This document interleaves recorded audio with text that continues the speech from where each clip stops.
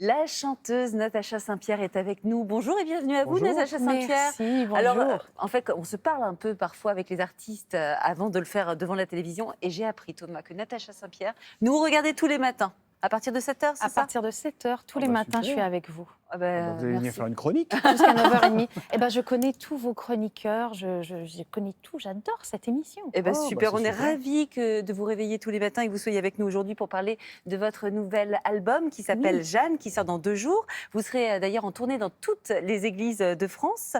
Vous êtes de retour avec Jeanne. Pourquoi vous avez choisi cette Jeanne d'Arc en fait? À l'école, on m'a parlé de Jeanne d'Arc quand j'étais petite au Canada, mais peu comparé à ce qu'on apprend en France, en fait, sur Jeanne d'Arc. Et un jour, comme j'ai beaucoup chanté Thérèse de Lisieux, j'ai découvert qu'elle avait écrit une pièce de théâtre sur la vie de Jeanne d'Arc. Et je voulais faire un nouvel album. J'ai donc pris la pièce de théâtre. Je l'ai divisée en 14 parties pour faire 14 chansons. Et comme je voulais avoir un peu de Thérèse, j'ai rajouté une petite difficulté. Il fallait que dans chaque chanson, il y ait un extrait de la pièce de théâtre réelle. Waouh. Et donc chaque chanson est une vraie histoire, mais quand on les met toutes ensemble, ça fait l'histoire globale. Alors, on entendait un extrait de Jeanne, reprise de la chanson de Laurent Voulzy. Voilà, c'est la que vous chanson faites. qui ouvre l'album, qui ne fait évidemment pas partie de la pièce de théâtre, mais qui est Alors, incontournable. une tournée dans les églises, Jeanne d'Arc, Thérèse de Lisieux. Comment la foi est entrée dans votre vie, Natacha Saint-Pierre? Parce que la foi a toujours été dans ma vie, mais j'ai pas toujours eu le courage de dire que j'avais la foi. Parce que j'ai l'impression qu'on est dans un monde qui va vite, qui est axé sur des choses plus physiques Ouais. que philosophiques. Et à un moment donné, je me suis dit, mais en fait, non, on est un ensemble, on n'est pas que des êtres de chair et d'os. On a aussi une partie qui est impalpable, qui est notre moi profond. Ouais. Et cette partie-là, c'est notre spiritualité. Mais vous auriez pu la garder secrète, parce qu'on n'avait pas du tout cette image de vous encore il y a quelques années. Pourquoi vous avez décidé d'exprimer cette spiritualité à travers justement le chant, la musique? Pourquoi Parce l'avoir rendu que- public? Parce que j'ai trouvé de grandes femmes qui m'ont inspirée de par leur ouverture d'esprit et de par leur courage et leur Ouais. modernité.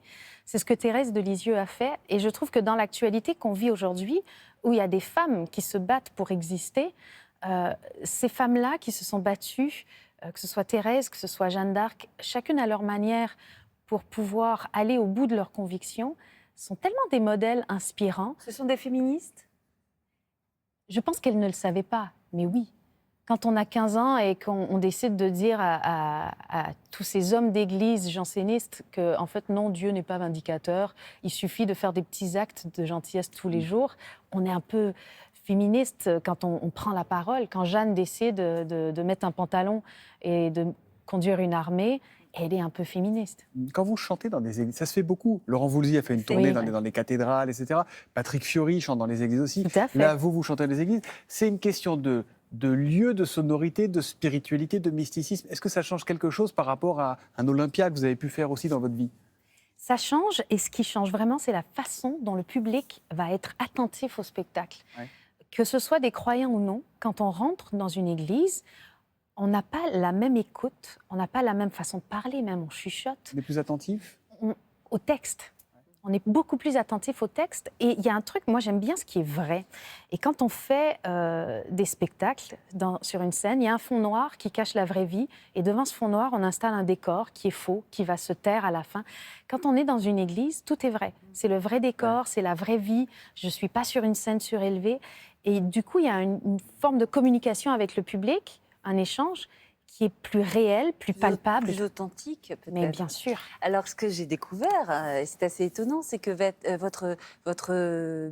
pas mysticisme, mais votre foi, disons, votre spiritualité, c'est le bon mot, s'inscrit également dans le corps puisque vous faites du yoga. Ça a été une révélation pour vous? Vous êtes même prof de yoga? Oui, je suis prof de yoga, j'enseigne des séminaires, j'en ai écrit des livres. En fait, je pense vraiment qu'il faut prendre l'être dans sa globalité. Et donc, sa globalité, c'est la tête, le corps, l'esprit, le cœur, enfin, tout ce qui fait qu'on est ce qu'on est et qu'on est si spécial. Et pour ça, le yoga est une très, très belle science.